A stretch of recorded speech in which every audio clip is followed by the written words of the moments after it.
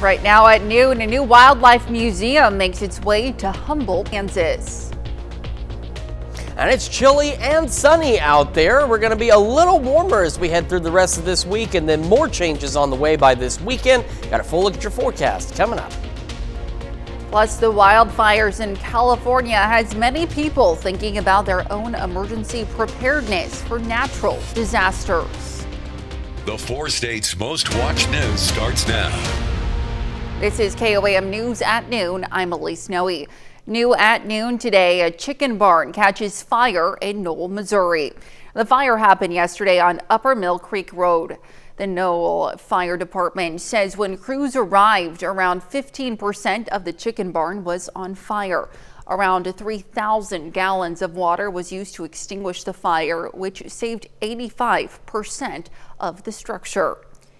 In Joplin, first responders battled a fire at a 2-story residence in Joplin Saturday morning.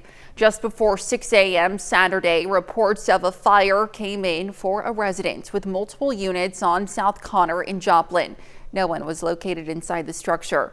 Now, firefighters were able to get the flames under control quickly. The cause of the fire is under investigation. Well, the wildfires in California has many people thinking about their own emergency preparedness. Whether it's a fire, hurricane, or tornado, how ready are you and your family? Usher Qureshi brings us an important safety check. Oh my God! Oh my God! Surreal images in Southern California. Homes and businesses, entire neighborhoods gone. Oh my God. Hundreds of thousands ordered to evacuate. Disaster can strike at any time, anywhere. So how prepared are you for an emergency? Well, to walk us through what you should know, we're going to talk to Captain Clyde Pitts with the Rye, New York Fire Department. So what's the first thing that you should do? Yeah, so the key really is to have a plan before the emergency strikes. Even the best plan needs a plan B. And the biggest tip you would recommend? So one of the best things a family can do is to have a go bag ready. That's something they would need, 24/7, 365. So what should you put in your go bag? Well, make sure you have some extra clothes, a blanket, a battery, and a charging cable for your phone, some non-perishable food items, toilet paper, food for your pets. Also, take some water, first aid kit, and if there's a fire, make sure you have a fire extinguisher and an N95 mask. Also, sign up for emergency alerts on your phone and plan your exit routes. Have a meetup point for family members. Take photos and video of your home and valuables in advance. That'll come in handy for any insurance claims you need to file. If you know you may have to leave in a moment's notice, back your car into your driveway for a quicker getaway. Our go bag is packed, our plan is in place. If we have to evacuate quickly, what are the essentials that you gotta grab before you head out the door? Cash, debit card, credit card, 2 forms of ID is great. So grab your passport. Hopefully you already have your driver's license. Medication, key. And then lastly, don't forget about your pets. So we've seen the video of cars that were abandoned in Southern California having to be moved out of the way with bulldozers. If you have to abandon your car and fire's approaching, what should you do? Yeah, the best tip I could give you is to pull it as far off the road as you possibly can. That way you could leave a path open for first responders. Okay, so we got our go bag. Now that we're on foot though, I can tell why it's a good idea to pack light. Yeah, and you're packed for 1 person. So imagine when that becomes a family of 3 and 4. So you got to keep it easy so you can be mobile. Correct. Quick, fast, and mobile. I'm Usher Qureshi, CBS News. Now let's head over to Chris Warner for first weather.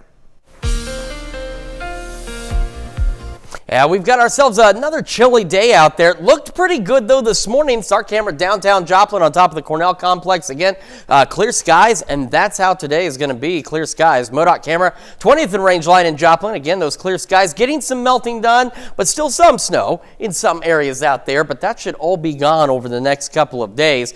Yesterday, an extraordinarily average day, which is one we haven't had in quite some time. We started at 24, only a degree off of where we should be.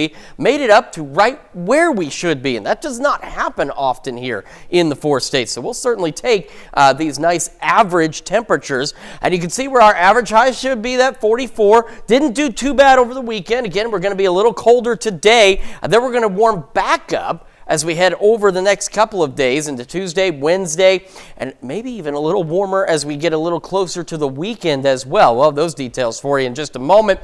For the rest of this evening, though, Clear skies, those west winds will eventually begin to shift out of the southwest at about 5 to 10, and temperatures, because of that shift, will just kind of hover for a bit. We'll eventually be falling back into the mid-20s tonight, maybe some upper teens here and there. As I mentioned, though, we're going to continue to get a little bit warmer over the next few days, and then we're going to have a slap-to-the-face reminder that it is still January. We'll go over all those details with you here in just a few more minutes. Elise? All right, thanks, Chris. Well, a museum in Humboldt, Kansas is preparing to open its doors and give people a close-up look at nearly 300 different animals. KOAM's Mitch Adams visited the museum to talk to its founder and find out more details about the new attraction. A lot of these animals are record book stuff. A small town in Kansas is now home to the Whitetails and Wildlife Museum. The museum, which features animals from countries like Africa, Canada, and New Zealand, was developed by a foundation run by Max and Carol Rickerson. This is a large collection of white-tailed deer, and I actually didn't harvest my first whitetail until 41 years ago, when I was 41 years old. But I hunted with my son, and he thought he was making a deer hunter out of me, and what he was doing is he created a monster. Animal displays are paired with digital interactive screens with information about different species. Although hunting and harvesting these animals is Rickerson's passion, being present in nature is just as important to him. As far as the hunt itself, it's the harvesting of the animal is not as big a deal to me as just being near to nature and being out there with them all. The museum will serve as a place for wildlife education, but it will double as an attraction to boost tourism in a small town like Humboldt. It will drive tourism, and I think the educational part for me and educating kids about wildlife and getting new hunters into the industry. A lot of young people never have their opportunity. Most of all, Rickerson hopes that the community will benefit from the museum by sparking up early interest in wildlife.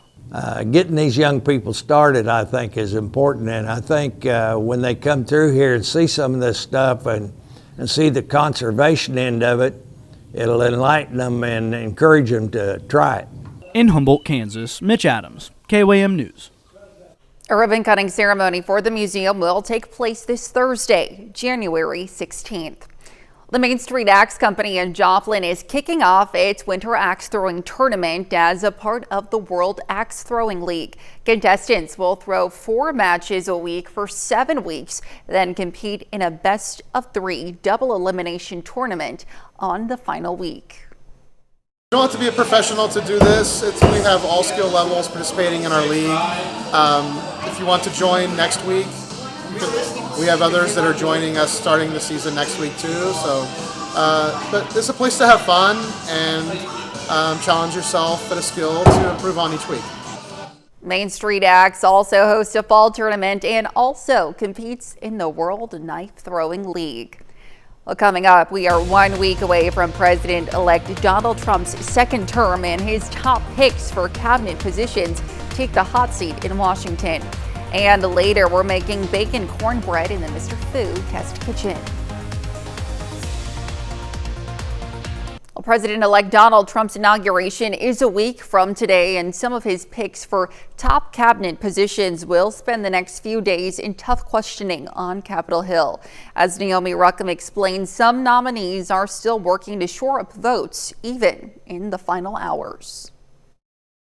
In the week leading up to President-elect Donald Trump's second term, 13 cabinet picks will face confirmation hearings this week. It's the first time senators will have the chance to publicly question the nominees, and the process kicks off with one of the most controversial, Pete Hegseth, up for Secretary of Defense. He certainly has the qualities that we need to lead the Pentagon. He has a distinguished record of service in the military. New Senate Majority Whip Republican John Barrasso expressed confidence in Hegseth despite allegations of sexual misconduct, excessive drinking, and financial mismanagement, accusations the former Fox News host denies. Every senator gets to speak for themselves, and they will do that. But some Democrats want Hegseth's FBI background check to be made available to the entire committee. There is not a job that's more serious and more critical to our national security than Secretary of Defense. On Wednesday, other nominees will face questions on the Hill, including Pam Bondi, the pick to lead the Justice Department, who was accused of spreading since disproven theories about election fraud back in 2020 when she was part of Trump's legal team. Hearings for some of Trump's other top picks are still not scheduled, including controversial pick for Health and Human Services, Robert F. Kennedy Jr. Naomi Ruckham, CBS News, New York. After the committee hearings this week, members will issue a recommendation to the full Senate for a full vote. It is rare for the Senate to turn down a nominee. And still to come on KOAM News at Noon, Mr. Food. I'm in summer. Really? I like it with soup or dipping it in chili. It's amazing. I wonder how you would like it. When would you serve this? Got a chilly day today and warmer temperatures on the way, followed by more January weather. All of those details right after this. Welcome back to the KOAM News at Noon. So we had a very chilly start to the day. Had some Arctic air up around the Kansas City metro that was kind of being filtered into our region thanks to some north winds. They weren't very strong, but just enough to make it quite cold. Thankfully, temperature slightly improving, and then they will do some major improvements over the next few days. Let's take a look outside. This is from this morning, downtown Joplin. Our camera on the Cornell complex. Clear skies out there, and it'll remain that way for at least the rest of today. But again, a bit on the chilly side. There's still some snow out there, and there's going to be some melting that's going to take place over the next few days. Now, over the next few days, it's also still going to be dropping down at or below freezing overnight. So you've still got to watch it on some of the rural roads, back roads, and side streets where some of that melting takes place. Anything that still might be left could still refreeze, leading to a few slick spots. That's something to keep in mind. You can see some of that snow outside of the Walgreens here at 20th and Rangeline. This is the MoDOT camera there from this morning looking back to the east. But the roads, especially the main roads, are doing fantastic. Same from the KDOT camera this morning just south of Pittsburgh on 69. Some patchy snow still left off to the sides, but with plentiful sunshine, it will begin to do a little more melting. So what kind of temperatures are we looking at today? Not as good as they were this past weekend. As we showed you earlier, we were average. Just doesn't happen that often around here, but we were average yesterday. We're a little below that today. Well, those west winds at about 5 to 10 miles an hour out there, and otherwise clear skies and temperatures eventually making the upper 20s and low to mid 30s. Now, as we go overnight, clouds increase slightly, so we're looking at a few clouds overnight, but a few more clouds as we head towards sunrise tomorrow. Southwest winds gusting, not gusting, I apologize, but southwest winds blowing now instead of out of the west. And we'll start our day partly to mostly cloudy on our Tuesday. Still a bit of a chilly start out there, but as we go through the day Tuesday, we have a little wave that's going to pass off to our east, and that's going to bring in northerly winds. Now, the good news is these northerly winds, other than the fact we'll notice they've shifted, will have no major impacts on our temperatures. We're still looking at pretty decent temperatures, upper 30s, maybe some low 40s out there as we head into Tuesday. As we go into Tuesday night, again, we'll have partly cloudy skies. We go into Wednesday, we're still partly cloudy, but as we head into Wednesday afternoon, we'll eventually see these clouds clearing on out, and we'll have winds begin to shift back out of the south, which will allow us to be even warmer for a bit on our Wednesday with a few more of those low 40s, maybe even some mid or even upper 40s out there. And if that's not warm enough for you, I've got some good news here in just a moment. So again, today, upper 20s, low to mid 30s, west breeze 5 to 10, sunny skies out there. A few clouds tonight, back around the mid 20s, maybe some upper teens in our northern counties, and the wind shifting out of the southwest at 5 to 10. Partly cloudy for our Tuesday, upper 30s, low 40s, north breeze 5 to 10 miles an hour. That will repeat again on Wednesday. And then take a look Thursday, Friday, even into the 50s. So if you got something you need to do, maybe just a brief something that cropped up when it snowed, you're like, oh shoot, I gotta take care of that gutter. This is the time to do that because it's gonna get cold again. So we still have some uncertainties in terms of the wintry precipitation as we head into this weekend, but the long range data is very consistent about temperatures dropping once again with another Arctic air mass out there. So we'll keep an eye on the wintry weather and definitely be prepared for those cold temperatures to make a return. Elise? Well, stick around. We're making bacon cornbread in the Mr. Food Test Kitchen. We'll be right back. Howard's making bacon cornbread in the Mr. Food Test Kitchen. It's really super moist, isn't it? Yeah. I was going to start off this segment by suggesting that today's recipe for bacon cornbread would be ideal for this time of year, since it goes well with a big bowl of chili or a hearty bowl of soup. Then I said to myself, this is also perfect in the summer with fried chicken or when it's toasted on the grill next to our burgers. Either way, let me show you how easy it is to make, and then you can decide for yourself when it's best to serve. First of all, you know it's going to be nice and moist since it starts with a good amount of sour cream mixed with milk, an egg, and melted butter. After that's combined, we stir in some yellow cornmeal, flour, sugar, bacon bits, and a few basics. After we give this a mix, we'll pour it into a pan and into the oven it goes. When it passes a toothpick test, it's done. Now it's ready to be slathered with butter, dunked in our chili, or warmed up on the grill. And since it's studded with bacon, you just might make this your new breadbasket staple. To get the recipe for our bacon cornbread, all you have to do is check out our website. This is one of those recipes you hang on your fridge. Since you'll be making it all the time, I'm Howard with Kelly in the Mr. Food Test Kitchen, where today we found a year-round kind of way for you to say, ooh, it's so good. Well, you can find this recipe on KOAMNewsNow.com. Now here's a look at the 4-state market prices. Again, upper 20s, low 30s today, upper 30s, low 40s tomorrow and Wednesday, and then into the 50s by Thursday and Friday. So if you got something outside you need to do, that's the time to do it. Again, long-range data is pretty sure about the Arctic air mass coming back in by this weekend and next week, bringing us bitterly cold temperatures. The other half we've got to keep an eye on is at least a possibility of some additional wintry weather. Well, warming up, that sure is great. Great Yes, to it hear. is. What do you have first? Yes, absolutely. Lots coming up at 5. For starters, inventors overseas are looking to deal with plastic waste by making bed frames out of it. We're going to take a look at the world's first sustainable plastic bed made completely from recycled plastic, which can hold up for a decade before being repurposed into yet another one.